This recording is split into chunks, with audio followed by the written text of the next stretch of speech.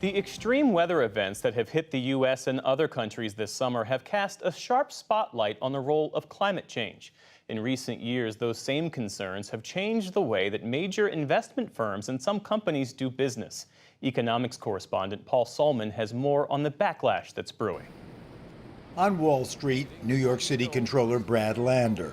A big part of investing is investing across the stock market. And that's how you protect your portfolio against risk. Diversification protects you against concentration risks. Looking at your environmental and social and governance risks protects you against systemic risks. Lander oversees over $250 billion in assets in pension funds for 750 New York City teachers, transit workers, and other public employees. If you have retirement obligations, pension obligations out decades, then climate risk is financial risk. In Lander's words, taking into account a firm's environmental, social, and governance, so-called ESG risks, is his fiduciary responsibility as a long-term investor. That includes, he says, reducing greenhouse gas emissions in the portfolio to near zero. We've adopted the most ambitious net zero plan of any U.S. public pension fund. We are aiming to have 3 of our 5 funds be net zero by the year 2040, so pretty soon. In 2021, 3 of the 5 New York funds he oversees divested $4 billion from fossil fuel stocks to mitigate risks associated with global warming, he says. If we have disruption of the food supply, if we have an increased number of climate refugees, if we have more real estate, can't live in because it's underwater or it's just too hot, all of those have big financial costs. By the end of last year, ESG investments nationwide totaled $8.4 trillion, 13% of total U.S. assets under professional management. Incorporating E factors within ESG for us is something that's just a matter of good, solid, prudent investing. Portfolio manager Dan Abbasi applies the E, environmental metrics. If we have increasingly dangerous problems like climate change, the companies that are selling solutions to those, there's opportunity to grow and be competitive, but also an opportunity to have favorable impact on society. And we see those as flip sides of the same coin in many cases. It's an existential threat. But these days, there's a political backlash against this ESG investing as so-called woke capitalism. It's not their job to pursue political agendas. Congressional Republicans have taken up the issue. It's their job to actually manage the accounts for return on investment. A GOP bill to prevent pension funds from considering ESG prompted President Biden's very first veto. So states have taken up the anti-ESG cause. In Florida, we signed legislation nixing ESG from our pension fund because we don't want political agendas to interfere with the pensions of our teachers, our firefighters, and our police officers. This year, 165 pieces of anti-ESG state legislation have been introduced, 22 of which have become law.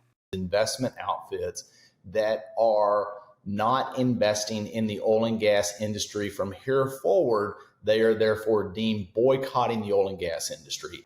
In Texas, Controller Glenn Hagar has a list of financial institutions now banned from doing business with the state government because they boycott energy companies. If someone else can do this job, then go with those. Don't go with the entity that's boycotting the oil and gas industry. The Texas Controller's Office has already pulled several $1 billion from the likes of investment giants BlackRock and UBS. If we had no more petroleum in this nation, in this world, you would shut down most functions of the economy. And in New Hampshire... My name's Vivek, it rhymes with cake, and I'm on the campaign trail having some fun. One-time Harvard undergrad rapper, Republican Vivek Ramaswamy, who went on to make mega millions as a hedge fund and biotech honcho. Fossil fuels are a requirement for human prosperity. He's now campaigning for president, in part on an anti-ESG platform. What's actually driving it? It's the politicized demands of asset managers, and I think that is a political agenda masquerading as value maximization. And ESG backlash is having real impact on asset managers, including the world's largest, BlackRock, whose CEO, Larry Fink, is on the defensive. There has been a rebuke, if you will, to what some people call woke capitalism. I believe stakeholder capitalism is not political, it is not woke, it is capitalism.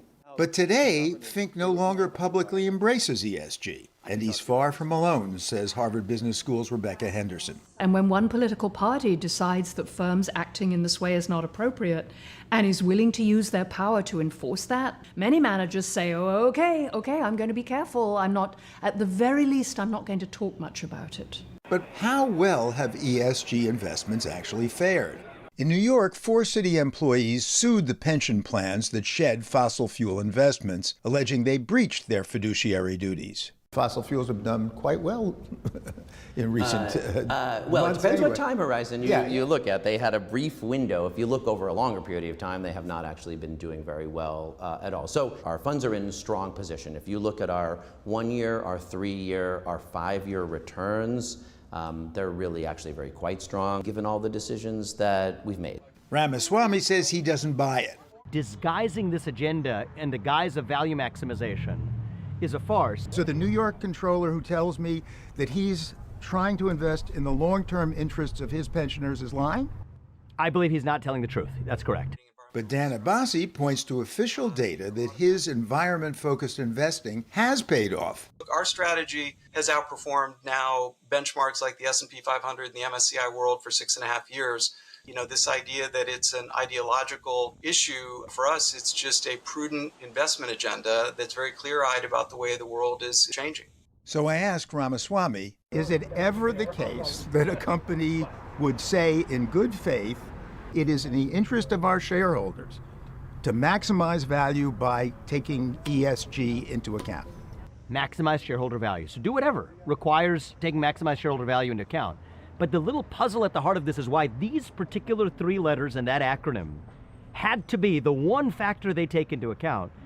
That should raise suspicions. And yes, some studies show ESG investing in general has led to lower returns in recent years. But proponents point to the long term.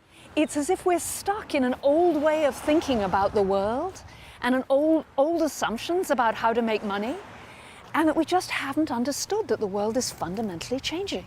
And Henderson argues monetary returns aren't the only metric we should be using.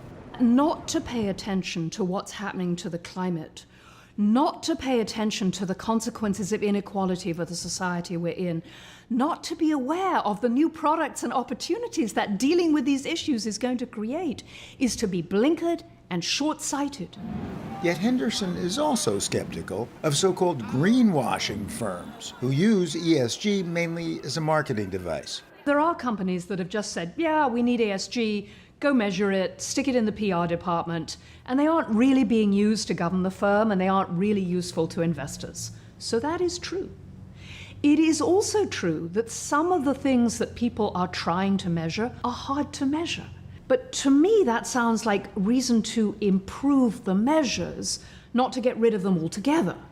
In the end, the debate may come down to time frame. Shareholder value in the more knowable short run, in contrast to the less knowable but ever more threatening future. For the PBS NewsHour, Paul Salman.